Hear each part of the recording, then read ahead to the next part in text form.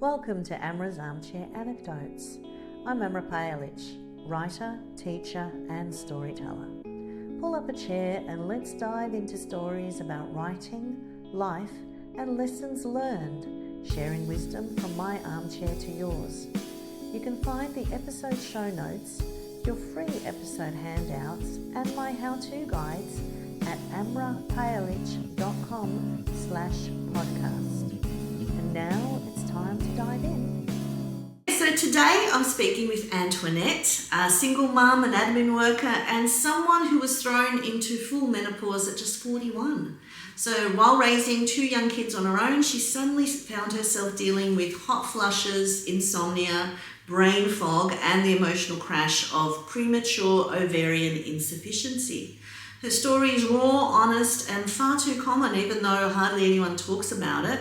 So Antoinette is here to share what it's really like when your hormones implode years too early and life doesn't give you a moment to breathe. Welcome, Antoinette. Thank you. Thanks for having me. Thank you. So you're here because we've really bonded over our menopause journeys. Yes. And the things that our bodies have done and what we've gone through. Yeah. And so this kind of came about because we were talking and we were like, we want more women to know about these things because you went through premature ovarian insufficiency. Yeah. I've gone through psychosis in menopause. Yeah. And we had a lot of the similar symptoms in terms of our body. We did. Yeah. Yeah. And then also like just kind of try and find people to help us and try and find that support. Yeah, it's amazing how I felt like I was going through something, but I didn't know who to turn to. And you and a few others, we sort of just found each other and we were all going through it at the same time. Yeah, that's what I'm finding now, that most of the support and help that I'm getting has been through talking to other women, going through the same thing, and where we are sort of helping support and, you know, check this out, try this, look at this. But thankfully that there is a little bit more now things coming out in terms of the media and stories being shared. Yeah. So that is helpful. So I just wanted to start with the moment when you realised something wasn't right with your body. Yeah, look, I think I started to feel something was off when I was about 39 years old. My periods were just all over the place. 1 month, really heavy bleeding, really painful periods. The next month, hardly any bleeding at all. Cycle was just inconsistent, all over the place. And I thought, maybe I should just go and get checked out.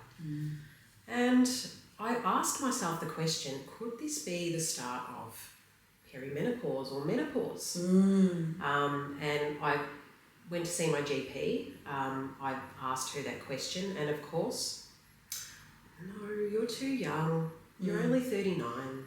Not possible.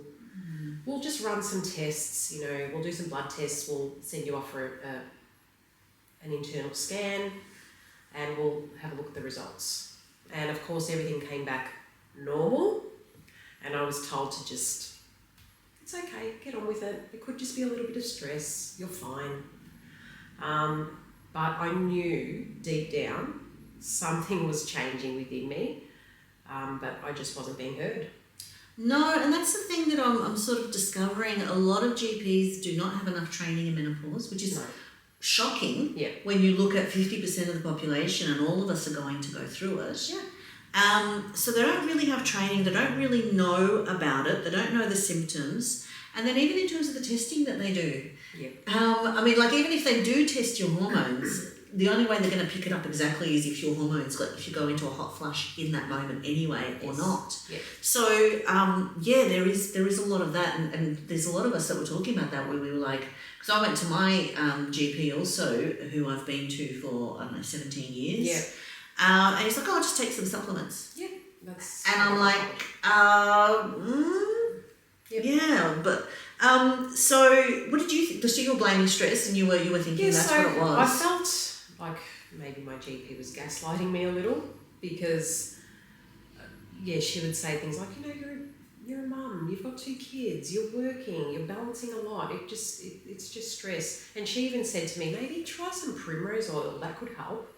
And I thought, that to me felt like, you know when you've got a virus and you go to the doctor and they say, just take some Panadol, you'll be fine? Yes. I just felt dismissed. Yeah. And, you know, this continued. I was actually getting more and more symptoms as time went on. I started with hot flushes. I became really, I felt like I was losing my resilience. Like my emotional resilience wasn't there anymore. And that's when I said to myself, something is not right. I just know I'm not myself. Yeah. And I had to keep going back until she finally said, okay, we'll run some more tests. So you had to persist with the same doctor? I had to persist with the same doctor. And then one day, I was really fighting for myself and advocating for myself with my GP who I'd been seeing for years. And she said, okay, we'll run some tests. We'll have a deeper look into your hormones. And when we got the results back, she looked at me and said, I owe you an apology. Wow. Yeah. So powerful. Yeah, I owe you an apology. You were right. She had a look at my levels and she said to me, you actually are showing signs of someone who's post-menopausal and I don't know what to do here. Oh, wow. And that was really confronting for me. Yes. That's not what I was expecting at all. Yes. I thought maybe it's the start of perimenopause, but I was showing signs of post-menopause. Yes. And she said, I need to refer you on. Yeah. And so what was the treatment like? What was the journey? So she did give me a referral to see a gynecologist, but I felt that I wanted to speak to someone who may just know a little bit more about women's health and post-menopausal symptoms, because I didn't know what the hell that meant for me. No. Because that's the other thing, we don't really, we now know that perimenopause is as our ovaries are failing and we're losing our estrogen and we're going through all these fluctuations. Yeah. Then eventually all the estrogen goes, your body settles down, and then you're in post-menopause, and that perimenopause might last 10 years. Correct. You know, and so now we know all of these things. But when I first started going through it, I didn't even have the words for what was it. Yeah. And I remember you and I, we were talking about a lot of the same symptoms. Our skin was going dry. We were so uncomfortable. Our hair, losing hair. My gosh. But the thing that really concerned me is when we were talking about our moods, like the way we felt so grey, like there was no joy in life at all. I thought I had a mental illness. I really did. Yeah. Yeah, because I don't know about you, but I think you're sort of similar to me. We're both quite positive and we always look, we're optimists. We're upbeat people. Yes, we always look for the good. If we're having bad moments, we vent and we have those moments, but we just kind of try and move forward as much as possible. And also as mothers, we have to. Yes. We really don't have a choice. Yeah. And with you, you've got much younger kids. But we were talking about the fact that we were so dark and that lack of resilience. Yeah. It is so hard when we're juggling all these hats. We're juggling the mother hat, the worker hat, if we've got other roles in our families and, so much. And then we always have to be the strong ones. Yeah. We always have to be the ones who find solutions, who maintain emotional equilibrium, who set the temperature in the household. And I became a psycho. Oh, yes. Psycho. Like one day my daughter was singing and I had to send her out of the room, and it took me an hour to calm down from my rage. Oh, yeah. Even though there was a part of my brain going, this is psycho, she is happy, your daughter is happy, how wonderful is that? Yep. And she's expressing it by singing in that moment, but I was so irritable. Oh. So irritable. I know that feeling.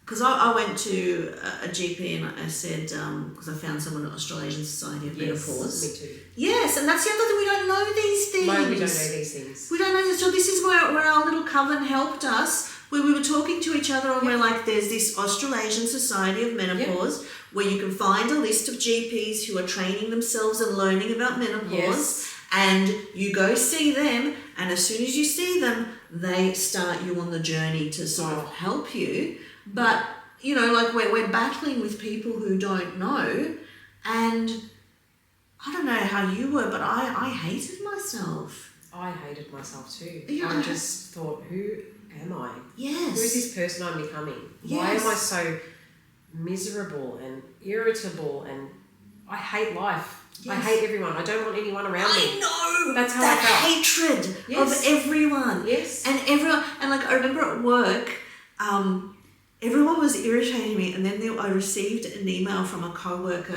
who is the gentlest and sweetest person you could ever meet in your life.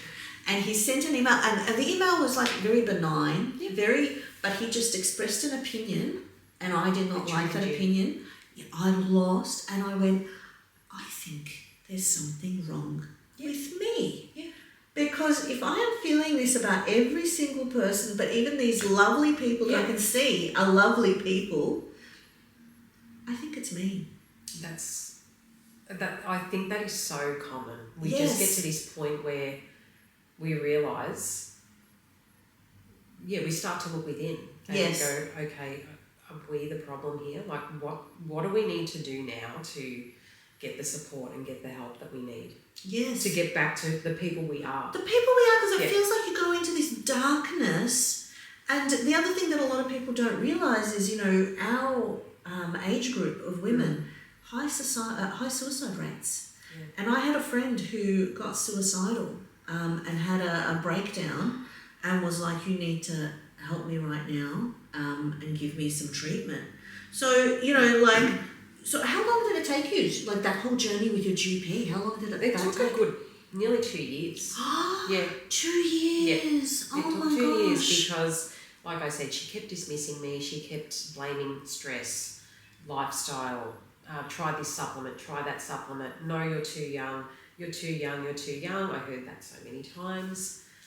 And then when I finally went in at 41 years old and said, I am begging you to please run further tests because I know something is not right. I was explaining I had hot flushes, I had insomnia, I had anxiety, I hated my life, I hated everyone around me. Yeah. I couldn't even look after my children the way I wanted to because I was so snappy and irritable. Yeah, that's what really got to me. That's what got to me too. Yeah, because when we look at the way we're treating our children and we're supposed to be their safe place, it's like, okay, this is really not good. This is not good. That's right. And you feel so horrible as a person where you're like, how can I be doing this to my own kids? Yep. But you can't help it. I know. It's really something you just can't control. No. And that's one thing I also found for me is that I'm normally very calm and regulated. I'm very good at regulating my emotions, but I just couldn't during that time. Well, I actually realised, because for me, I went into psychosis and I actually thought I was being haunted by a ghost. Which I do believe in ghosts, so you know, I still might be being haunted by a ghost, but the problem was that every time I closed my eyes there was like an apparition coming at me, and it got to a point where every time I slept I was just screaming and screaming and screaming. And so I'm on hormone replacement therapy, but I am also on antipsychotics. And so when I got put on antipsychotics, because of the history of bipolar in my family, and I've had insomnia in the past so badly that I have had psychosis previously. In my 20s, I didn't sleep for like months, and I thought there was a man living in the ceiling of our house. And my husband had to go get a ladder and climb up and prove to me through logic and reasoning that there was no one living in the ceiling. Yeah, but when you're in that state. So things got really bad. But when I went onto the antipsychotics, I actually realised that rage has been a big part of my life. And then as I went into perimenopause, that it just exploded. And then when because it helps me sleep, but it also just gives me that, you know, and the hormone replacement just therapy. like calming. Yeah, and so I feel like I am the best version of myself I've ever been, where I just feel so much more like, you know how you have a dream of who you want to be, and so I always wanted to be more of a calmer person, someone who could actually regulate a little bit, not say the first thing that pops into my mouth. And I'm like, oh, I'm actually that person now, but I could not get there without the pharmaceuticals. I know. It was not an epiphany. It is pharmaceuticals. Because biology betrayed us. It betrayed us, absolutely. Yeah. So much. I think for me too, one thing I really struggled with is, because it did happen to me a lot younger than it does for most women. Yes, because I'm 48. Yeah, I'm 41. Yeah. And I felt robbed of the years I thought I had ahead of me before I had to worry about any of this. Yes. And that's been really hard for me to get my head around. Yeah, because for me, because I'm 48 and I'm looking at 50, I'm like, I'm happy to be in this stage.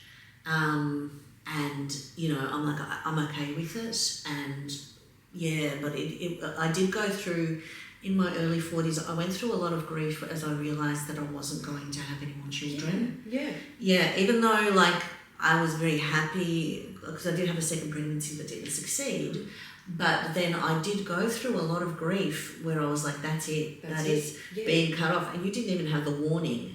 No. It was just, that's it. That is one thing I wanted to say today too, is that, this can just happen to you without warning. Your body does not ask you for permission for this to happen. And that was really mentally challenging for me. And I remember the beautiful doctor that I am seeing now, who has put me on HRT and helped me get through this really difficult time. When she diagnosed me with POI, she said to me, are you married? And I said, look, I am separated. She said, so does that mean you are done having children? And I said, are you telling me that I won't be able to? She said, yeah, that's what I'm telling you. And it's not that I wanted more children, but having that taken away from you. Yes, when it doesn't feel like your choice. When it doesn't feel like your choice is so hard. And you have to grieve that process. Yes. Yeah. Because I also felt like that choice was thrust onto me because of financial circumstances and other things.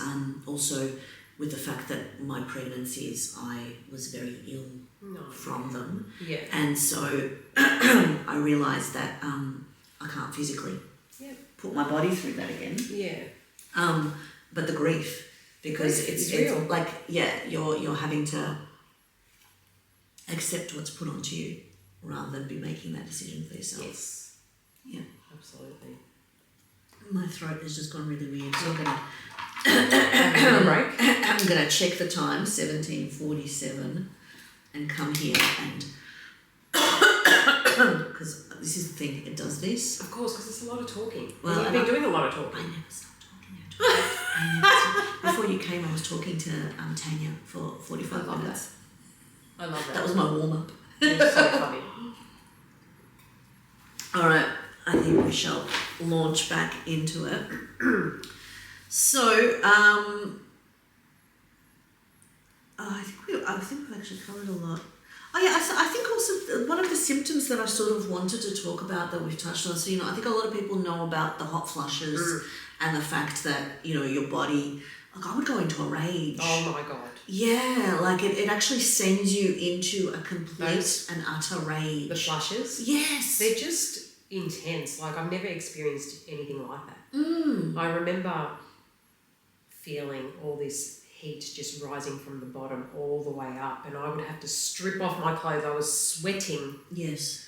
And I thought, what the hell is happening? Yeah. It's intense. Yeah, because I remember having a hot flush in the classroom with my poor students. Yep. Oh my gosh. And I actually kind of blacked out in a rage. And I just remember the next day, one of my lovely students looked at me with his big blue eyes and said, Miss Balich, please don't be angry with us the way you were yesterday. Oh. And I went, I'm a monster, like just... and I had to change rooms because that was in the library where the heating was turned up, and I was like, nah, I need to be cool. But the fascinating thing is, as soon as I started the hormone replacement therapy, so I do the estradiol gels, and the progesterone I've got Implanon, so I don't have to take progesterone. Okay. Do you take the progesterone? I take the tablet, Yeah. As soon as I started that, gone. Oh, gone. One thing we need to talk about is how amazing is HRT. I know. Because I felt like a brand new woman. Yes. at probably day 4 of taking it. Yes, it works so quickly. It's incredible. And one of the frustrating things is, so now, there's been walking back because it was linked to breast cancer, but that was actually the progesterone that was being prescribed at the time. Yes. And so a whole generation of women have been screwed over where they haven't gotten access to it. Oh, I'm so sad for them. I know, because now all of us, like so many women I know, are using it.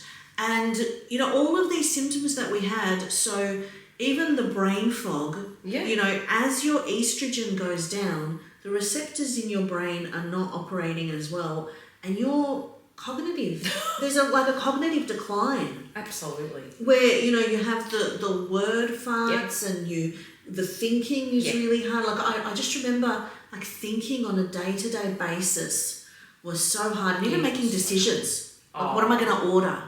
Am I going to do this or am I going to do that? Like, it was really, really hard. Yes. And then for me, I also had sexual dysfunction where everything just went lights out. Oh, my body stopped working. There's no desire. No. I felt empty. Yes. I felt empty. But it's also like you lose desire, but you also lose joy. You lose empathy. Yeah. Like, I turned into a full sociopath. I actually remember saying this to someone, I can't remember who it was, but I think someone might have had a baby in the family, and normally news like that would bring you some joy. Oh my God, that's amazing. And I remember just going, Oh, yeah. And I thought, that's not normally how I would react to that news. No. I just had no empathy. No. I actually went through a period of repulsion by babies. Me too. Yeah. Me too. To be honest, it's still a little bit there, but it was so bad that if I saw a baby, I think I still do it, to be honest. I hide. I can't look at it. It looks so like frail and fragile and so like, and I just start thinking about, I get these, that's the other thing, the intrusive thoughts, where your brain just does these really weird things. And so I would get these intrusive thoughts where I would just imagine the baby falling and smashing. And just like, and so I have to run away and hide, because then I'm also like, if this poor woman who is, a new mother who has just had a baby looks at me and sees this revulsion on my face, that is a horrible thing to do to someone. Yeah. So I have to hide. I have to hide. At least you're aware of it though. Yeah. And you can manage it. Yeah, it's a bit better now. Yeah. But oh my gosh, at one point, and then the full sociopath where I just didn't feel anything for anyone. I felt that too, and that was a big warning sign for me that something was off, because I feel everything. I'm a very emotional, empathetic person. Yes. And I just lost that. I lost that part of me. And you just you feel yourself transforming. And I actually felt like I was turning into a monster. And even my husband, I've been married for 28 years. Yeah. We have been through a lot. Yeah. And so, you are at this stage of your marriage where less patience for certain things. But oh my gosh, I would just go at him and he would be sitting there and just crying. Yeah. And just literally crying. Oh, wow. And I would just keep pouring lava. And then I would be like, should I stop? He's like, if it helps you. Oh. And I would be like, oh, okay. But I didn't care. Yeah. Any other normal human being would be like, I have reduced my partner 2 tiers. Yeah. I think it's time. Push some boundaries. Yeah, time to take a beat. Yeah. I think we've gone a bit too far there. Nope. I was ready to just go in again. There's a lot of that negativity, and then as soon as the hormone replacement therapy, oh my gosh. Tell me about the transformation with you. I remember this so vividly. I will never forget this day of my life. This beautiful doctor that I've been seeing said, there's no question about it. You are eligible for HRT. So let's begin the treatment. She said, this is going to make a world of difference for you. And honestly, at that point, I didn't believe anything was going to work. I thought, this is it. This is my life. I'm just going to be miserable forever. And I have to deal with it. But I remember day 4, I woke up and I was feeling joy. Yes. Just to be alive, just to Yes. see my children running around the house. Yes. I actually put on this amazing, colourful dress that I've never worn for a very long time because I wanted to wear colour. I felt bright. Yes. Life felt brighter. There was a buzz within me. Like I was excited to just begin the day. Yeah. And I said, okay, this is what everyone's been talking about. This joy is coming back. Yes. I remember we were talking to each other because you were like, because we actually talked about the fact that we felt so grey. Yeah. We were feeling so grey. Yeah. And just completely like disconnected from everything. And then we were like, I don't feel grey anymore. No. And then that joy and that feeling came back. Yes. Feeling like who we were, feeling like who we were meant to be. Yeah. The patience, the resilience. Oh, yeah.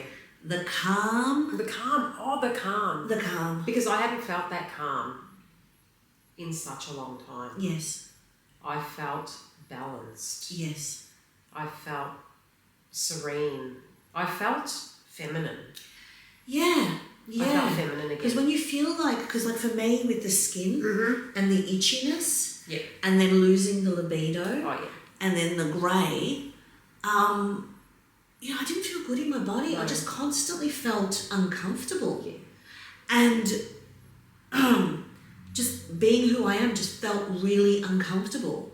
And then as the skin just came back, like it started feeling soft and Started feeling feminine. yeah, because I was getting all these red scabs. Yeah. Like and itchiness Yes. and like I was so itchy. I could not stop scratching, like my back was bloody. Oh, I had like scratch marks everywhere. Yeah. It was horrible. And then just feeling that like,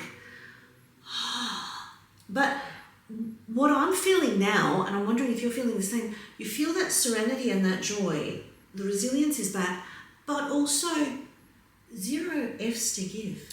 I was going to say. It's so joyful. I was going to say that is one, I guess, symptom that comes with this, that, it's positive because you do get to a place where you have this clarity. Yes. And you found clarity around people, around situations, circumstances, and you're in like an unbothered energy. Yes. But you're calm. Yeah. Yeah.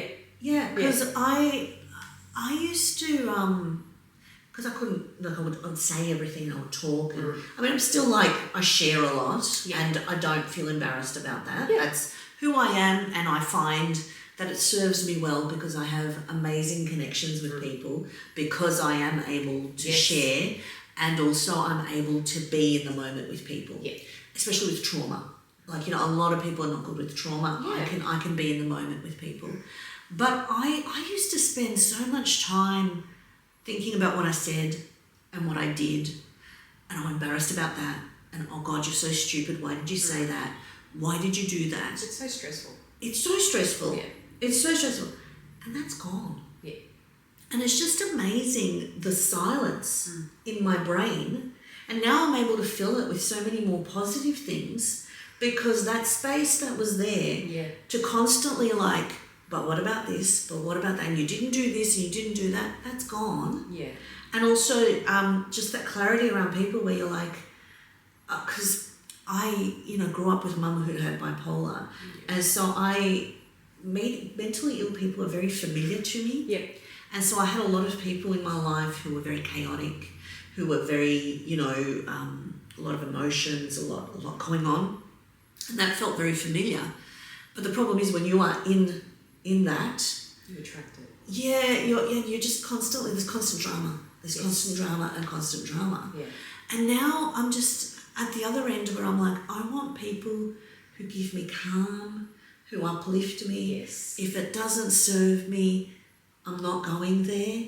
And I'm also able to recognise when I'm sort of starting to fall for the charming psychopaths again, and starting to fall into that pattern. Yeah. And go, no, step back. So So really setting those boundaries for yourself, protecting ourselves. I think we become more self-protective. Yes, and sort of thinking our time is worth it. Yeah. We don't have that much time. Correct. How much time do we have? What are we doing with it? It is precious, and we want to spend it with people that really give us that joy and those good experiences. And obviously we're still there for our friends who are going through difficult times. Of course. Because, we know that everyone does. Yes. But we're just not putting ourselves in the path of, victims, charming psychopaths, energy vampires. Energy vampires, exactly. Energy vampires is a big one. Energy vampires. And, I think I didn't, before all of this happened to me, I didn't recognise energy vampires. Yes. And I would give a lot of my time to the wrong people. Yes. And now I see it so clearly. Yeah. And my definition of energy vampires are those people who just take and take and take. Never ask you how you are. No. Never check in with you. You're just their audience. Yeah. And then as soon as they're done, they move on, and you're just kind of left depleted and like, I just put in a lot of energy into supporting you, into trying to have that empathy for you, and you have just been like, a new audience now. They basically just used us for emotional support. Yeah. Gotten what they wanted Yes. emotionally, and then, okay, see ya. Yeah. And I'm actually like now developing really good strategies where I had a situation recently where I was having a conversation with someone who falls into a little bit of these categories, and I gave them the moment, I listened, I responded, and then as I left, they were like, we'll do this, and I went, but I left and I went, no, because I'm like, that is as much patience and energy as I want to put into this situation. I'm not going to open the door to that in my life because I've finally cleaned that out. And so these are the things that really, really matter. Yeah. So I think we've covered a lot of the things that I sort of wanted to talk about, but I just also wanted to really talk more about the medical treatment. And, the fact that so many women struggle. But we also had conversations with women, like there were a lot of things that we didn't know about. Like, we were talking to people who have done medical marijuana because of incredible depression and, but also a lot of these people, then when they started the hormone replacement therapy, they realised that was the answer. That was the answer. Yeah. That was what it was. And, like a lot of people are like, it's not natural, and it actually is. It is natural. Yeah. Well, what are your thoughts on that? My thoughts are that hormone replacement therapy is, like we said, it is natural. Yes. It's giving us back the estrogen. It's giving us back the estrogen that we naturally would produce. Yes. That we no longer can. Yes. And that is the answer to all these problems. It really is. Yeah. Because, apart from the psychosis and the antipsychotic, the estradiol, it's taking care of all of my issues. Yes. And I'm now at the point, I remember being sick. I had an infection, and as you do when you're that tired and you don't have a shower and routines fall out. Yeah. And so for me, I put it on as soon as I stepped out of the shower. And so I didn't put it on for 2 days. And I started getting grizzly. So you knew straight away? I didn't, but my husband was like, have you been using your hormone replacement therapy? And I had to think, and I went, oh no, actually I haven't put it on for 2 days. He goes, go upstairs. Go and do it right now. Do it right. And then my daughter was like, Mum, God. So I was like, I'll do it in a minute when I have a shot. They were like, no, go do it right now. And I went, oh my God. And I think that's the true thing where it's like, wow, if other people have noticed the difference it's making to your life, that's huge. Yes. And I think, I've heard from so many women who are trying all these different alternatives, and it's taken them years and years and years to realise that hormone replacement therapy is the only answer. It's the only thing that works. It is. And what I find really frustrating at this point is how men have so much more in the ways of alternatives and acceptable treatments. erectile dysfunction, Viagra was invented. Prostate exams are invasive. We'll find a nice blood test for you. Yeah. And for us as women, it's always takes so much longer. So much longer because there's so much less funding. Yeah. And even I was listening to recently on social media where it's like there's a law introduced or they're now going to be doing female crash test dummies to test cars and impact of crashes for women. So up until now, when they are designing seatbelts, which makes sense, doesn't it? Don't you always feel like the seatbelt cuts into you? Oh, I hate the seatbelt. Yeah, it feels so uncomfortable like for it us. serves a purpose, but yes, it is uncomfortable. Yes, Yeah. and we end up with more injuries Yeah. than men because of the fact that it's, and like we're finding so much misogyny in medicine in terms of the menopause treatment that GPs get. And then also the journey of what we go through. Because it's really frustrating. Like sometimes, it's so heavy, this topic. I don't even know what to say anymore sometimes. It's just, I feel really sad, angry and upset for us women and what we have to go through, how hard we have to fight to get some support. Yeah. And the thing for me that is really concerning is like we as women just power through. We do. And power through. So if we are at our GP going, I'm not okay. Yep. Like we're being dismissed. Yeah. Why are they? And then like I was listening recently to a GP social media follower, someone that I follow on social media, and she does a lot of advocacy, and she said, we used to call them whiny women. They were the whiny women in their 40s, 50s who were like, something is wrong, but you do all the tests and nothing is wrong, nothing is wrong. But it's like, no, something is wrong. Yes, when we say something is wrong, trust us, listen to us, because our intuition is second to none. Yes. Especially during this phase of our life. Yeah, and also as women, like, we go through the monthly, periods. We go through a lot of pain. Oh. Like, I love watching on social media when men put on the period cramp simulators. Yes. I feel so vindicated. I know. I feel so vindicated. And they're falling to the ground, and then they put it on a woman, and the woman's like, not even responding. Like, if we are saying that something is not right, something is not right. Yes, because we can persevere through a lot. Yes, and we have. Because, my periods have always been the bane of my existence. I actually think I had endometriosis when I was young. And so, like it has everything to do with my reproductive system has been a big fire. I had trouble getting pregnant, trouble staying pregnant, sick during pregnancy, postnatal depression, like the works. Everything to do with my reproductive system, and then the psychosis during perimenopause. Oh my gosh! And you're probably just thinking like, when does it end? For Yeah, us? yeah. We go through so much. Yeah. We really do. And now with the hormone replacement therapy, I'm not going to take it until like I'm on my deathbed.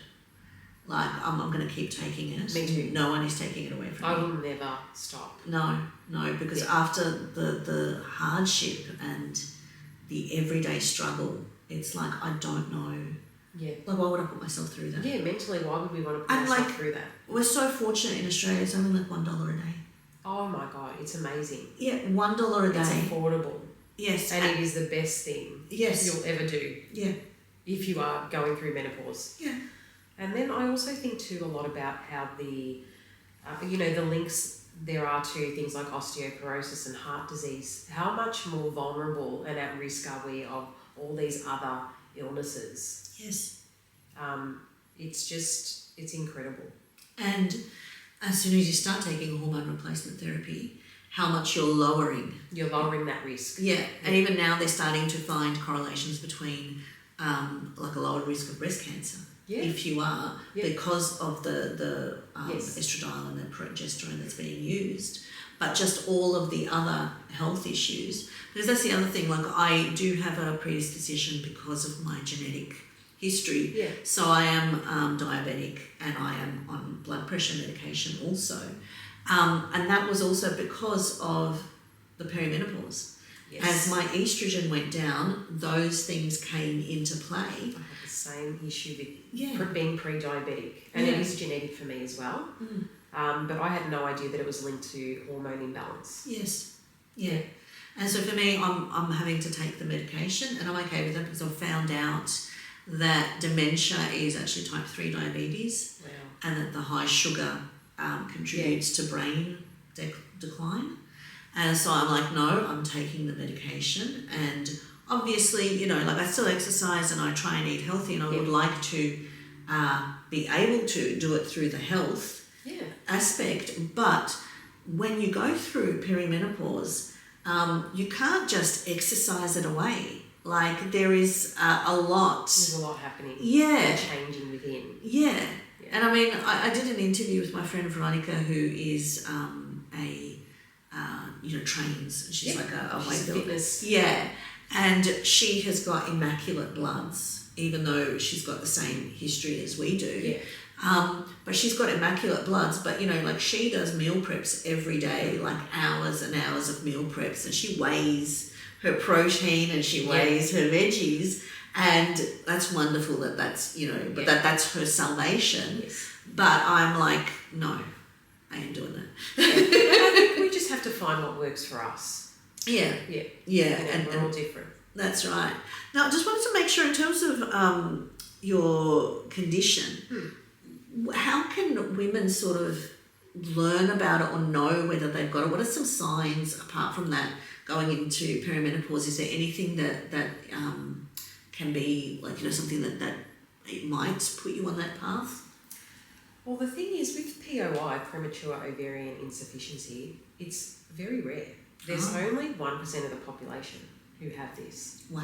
And I'm so lucky. I know. When my doctor told me this, I went, I'm so blessed.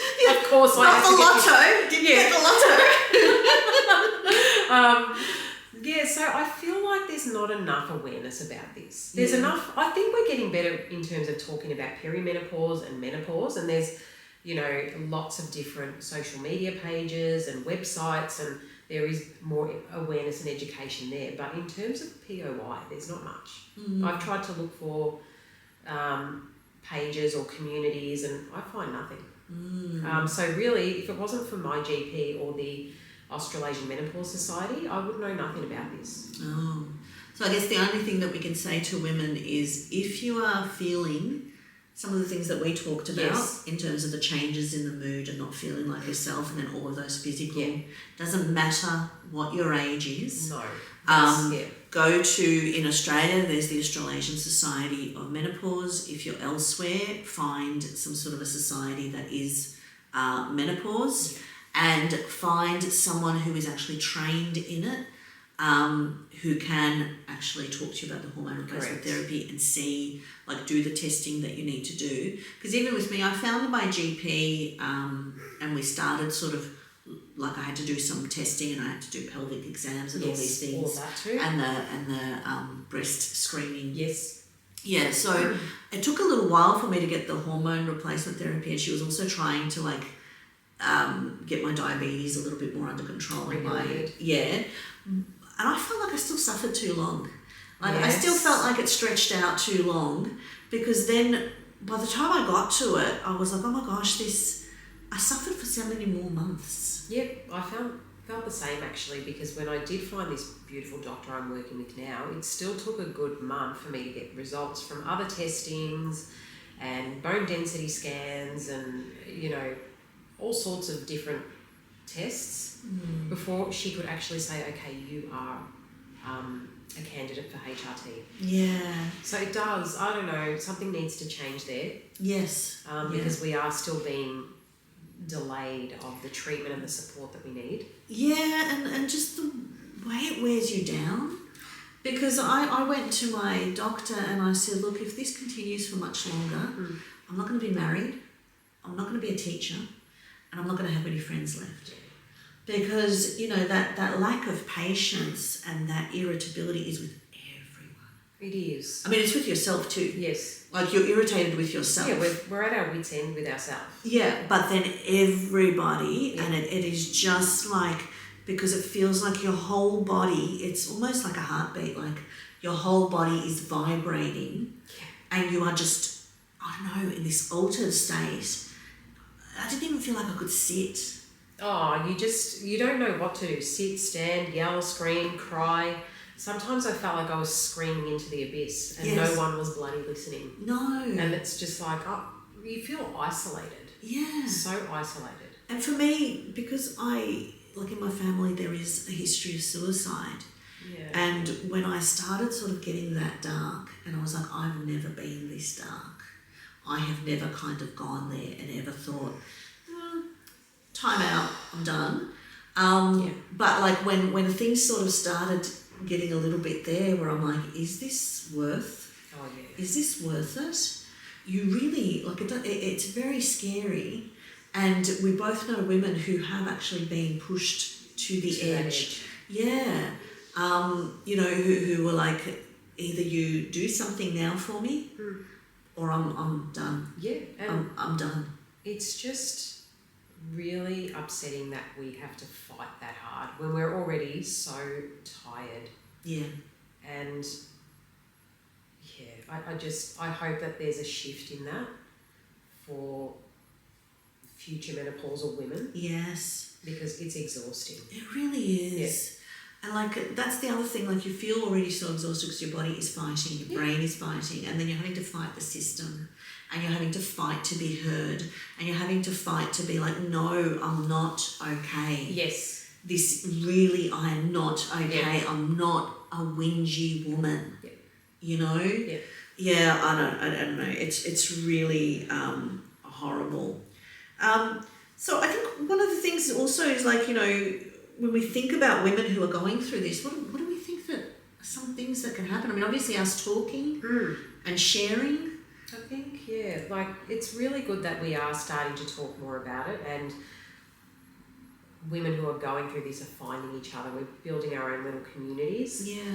But I think what I would like to see is things shifting in the workplace for us, because as we were saying earlier, the cognitive impact this has on us is huge, and performing simple daily tasks in your job becomes impossible some days. And, just like we recognise things like pregnancy and mental illnesses in the workplace, they can be limiting. Menopause can be limiting too. Yes. And and I've had conversations about the ageism where we're kind of younger people get irritated with us and snappy with us and like think and just do it and just come on. Yes. And it's like, well, no. We need to process, we need a moment. We need a minute. And so there is, and like most of us, like with you're very young, but with a lot of us, when we're at that age, there is that element of ageism creeping in. Yes, there is. And you're the dotty woman, and it's like, well, yes, I am a dotty woman, but this is not, because like just like when I was pregnant and I had baby brain. That's right. And the hormones were screwing with me. This is exactly the same thing. This is exactly the same. That's what I was saying to myself. Like I was really thinking about, what do I want to see for the future? And I want this to be recognised, like pregnancy and mental illness is. Yeah. Because we do need that minute to process. We do need people to be patient with us. Yes. And understand and have that awareness. Yeah, and sometimes like I've had to like walk out of meetings, for example, because I can feel myself, like now I'm much, much better. Yeah. But I remember at the height, I could not sit in rooms where everything was so loud and just it felt like people were stimulation battering me. Yep. And I had to leave and get away. And just it all felt so overwhelming. I found too that I probably took more days off than I ever did during that time, because I just would wake up and go, no, I'm not doing people today. I cannot do people. I cannot do noise. Yes. And I really didn't realise at the time what was happening, but now that I'm aware, you realise just how sensitive you are to everything. And we work in a school which is with loud. 2,000 1,800 students and 200 staff. Yep. And they put us in a staff meeting with, over 100 people in the one room, all talking and having, reflections. And the noise is spectacular. Yeah, it's next level. Yeah, and then walking down the corridors during break times. Yes. And the bell and the And music and the screaming kids. And Yes, it really is a lot. And that's why I was like, I'm not going to be able to teach for much longer, because where I was and what that was doing to me, it was really difficult. And so there is some recognition now where some workplaces are doing more training and more support, but we do need to do more of that. Yes. And I just also sort of, younger workers, women and men, it's coming for you. I was going to say that, yes. Because I, have had some comments about, this stage of life and my age, and from other women who are younger, and I just think, you know what? It's going to come for you, and when it does, good luck. And men too. And men too. If you happen to have women in your life, which I think all men do, even if they're gay and they're partnered with a man, they will still have some woman in their life going through this. But if you are partnered with a woman, you will experience this, and I can tell you, my husband did not enjoy it. He suffered. He actually has said, he's like, I suffered just as much as you did. I'm like, I deny as much, but I do acknowledge what he would have gone that through. He suffered. Because, and honestly, my marriage, because you can't be in a partnership with someone when you have nothing, when you have no ability to be patient, to be empathetic, to be for them. And like, even there's a lot of these things showing up on social media about husbands, they're breathing funny. Yes. And that's what happens. Yeah, just the simplest thing will be like, oh God, get away from me. Yes. Like, I've got a friend who, closing of the door, so he slams the door and it's like, it's getting to that point, because like those things become so amplified. Oh, it is, yeah. And you've got one part of your brain going, you're psycho, you're being completely psycho, but you can't stop. No, you cannot control It is like a mental breakdown where like your brain is playing tricks on you, is doing things to you. Yeah. And honestly, the hormone replacement therapy is the medicine, because as soon as I got on, and I've had this conversation with so many women, as soon as they started it, just like, for me, it felt like my brain was not on fire anymore, my body was not on fire anymore. When it kicks in, I can't explain that feeling. No. It was one of the best days of my life. Yes. Honestly, that sounds dramatic, but... No, but even the sleeping, where you're like, oh my God, this is what it feels like to sleep. Ever since taking HRT, I sleep like a baby. Yes, because you lose that ability to go into that deep sleep. Yes. And so, you're just constantly waking up. It's like those early days of when you have a newborn. Yes. And you're just constantly waking up and you're on alert, and you're like, I don't know why I'm on alert. Yep. But I've got an adrenaline surge now. Something's going on, and then you need to go snack because you've gone through the whole cycle of adrenaline and the cortisol, and then it's like, and now I need to go have a... It's just a crazy, crazy time. Which doesn't help, because then that sets off other things. Yes, exactly. But it's just this whole cycle, whereas now it's like, this is what it's like to have a deep sleep and to wake up and feel okay. And not wake up in a pool of sweat as well, because the night sweats were also not pleasant. Oh my gosh. Changing of clothes and just being so uncomfortable, but so tired. And then you're like, oh my God, I've got to deal with this. Yeah. But I'm like, and then the way it sits off your whole body, and then you have to try and calm it down again. Yeah, it's a lot. It really, it's debilitating. Yeah. I found that I had to cancel a lot of social outings and events that I had on, because I wouldn't sleep. I would be waking up in a pool of sweat, and like you said, that rage you get from those flushes, I was just, I couldn't be around people. No, I found the same. Yeah. I sort of went into imposed lockdown. Yeah. Where I was like, I can't, people, I don't, like, you're constantly cancelling even with friends. Yes. Where you're like, I really love you, but I can't, I don't want to. And I had so many doona days, and I would just be in bed and just like, I don't want to do anything. I did too. I don't want to, like, you just feel sapped.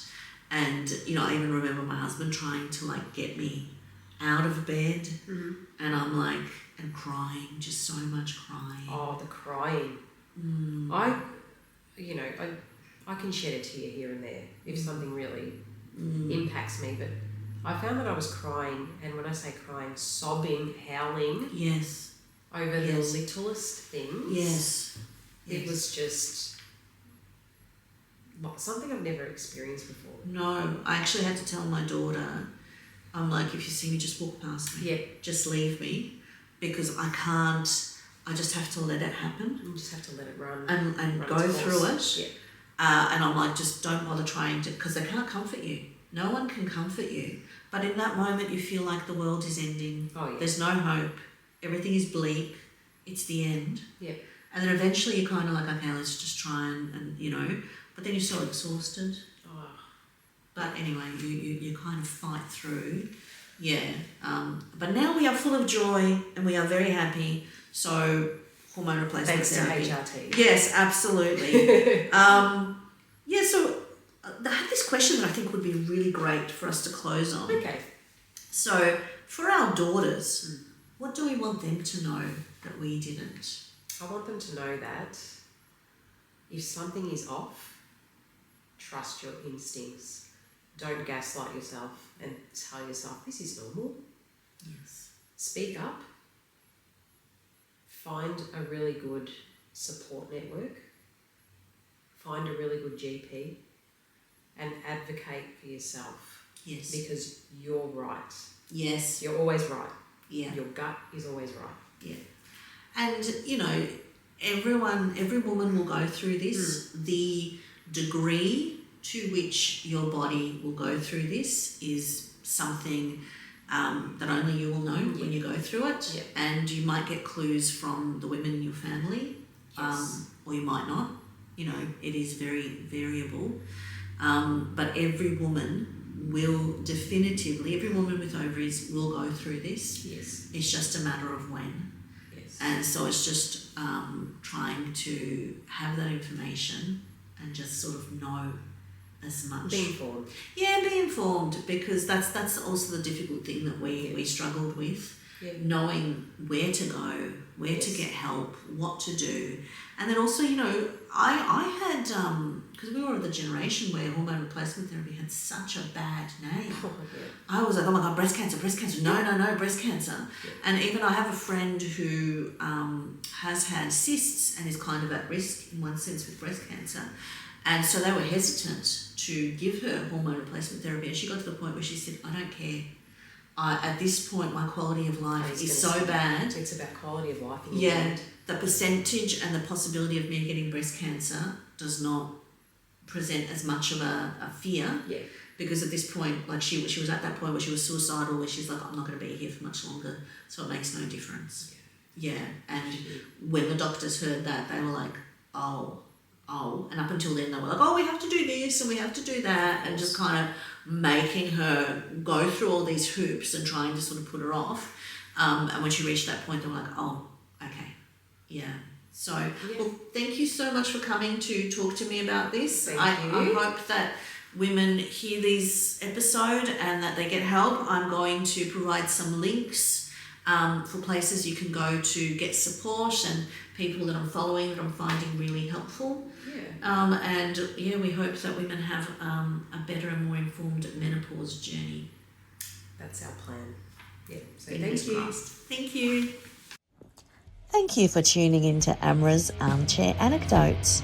If you enjoyed today's episode, don't forget to subscribe and follow for more insights, stories and inspiration. From my armchair to yours, remember, every story begins with a single word.